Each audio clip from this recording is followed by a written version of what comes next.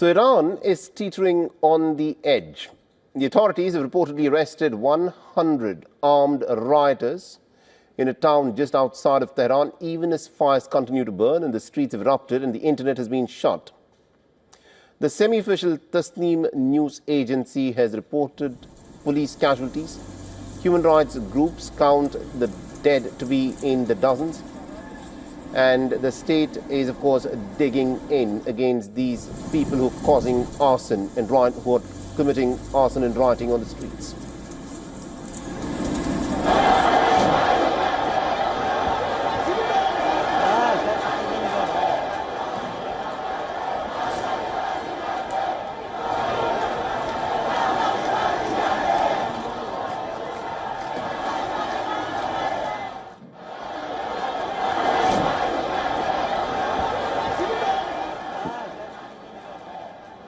And videos on social media are going viral that show the protesters gathered on the streets of the Iranian capital during the most widespread protests in the last 2 years. The protests have spread across much of Iran over the last 2 weeks.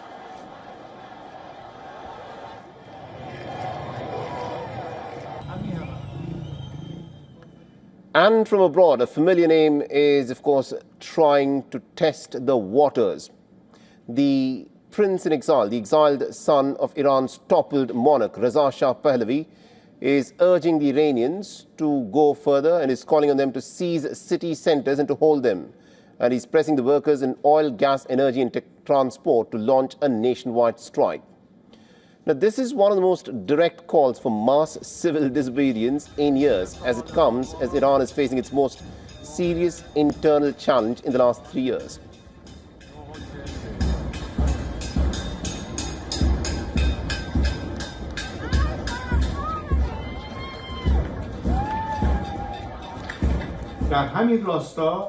In this regard, I call on workers and employees in key sectors of the economy, especially transportation and oil, gas and energy, to begin a nationwide strike.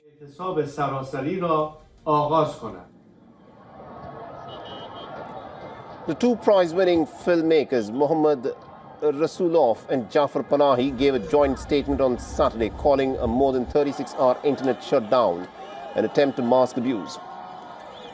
They added that the Iranian authorities are using the most blatant tools of repression to crack down on mass protests.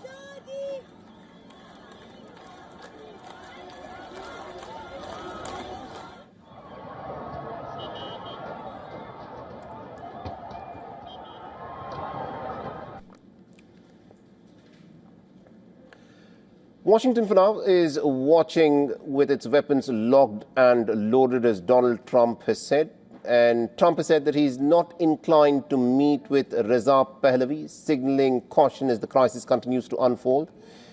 Although Reza Pahlavi, remember, is in exile in Potomac in the United States of America. Inside Iran, the response has been pretty swift.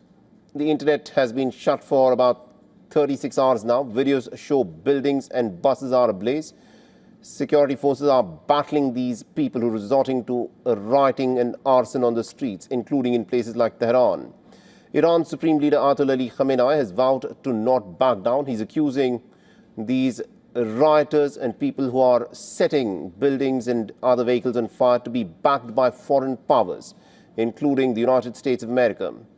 The protests, sparked by a crushing economic crisis, have morphed into a direct challenge to the clerical state. As the rial has collapsed, inflation has soared and an already weakened Iran is reeling from last year's war with Israel and the United States. Now, the United Nations says that it is deeply troubled by the loss of life. Tehran, meanwhile, is blaming Washington and the state of Israel and is warning that it is an Israeli and an American plot to push Iran into chaos.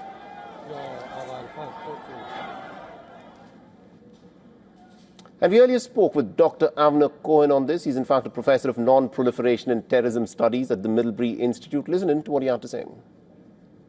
The country economically is in a terrible shape. The inflation is running very, very fast. Right now, you need for $1, 1.4 million for Iranian rial. So the inflation is terrible. A certain class of people are suffering very, very much, the middle class, but others as well.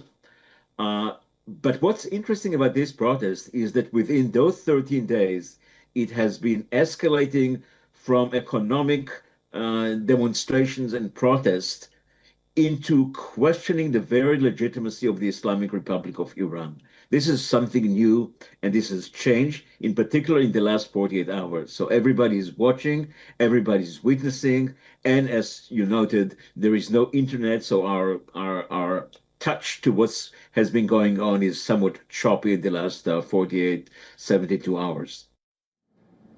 For all the latest news, download the WION app and subscribe to our YouTube channel.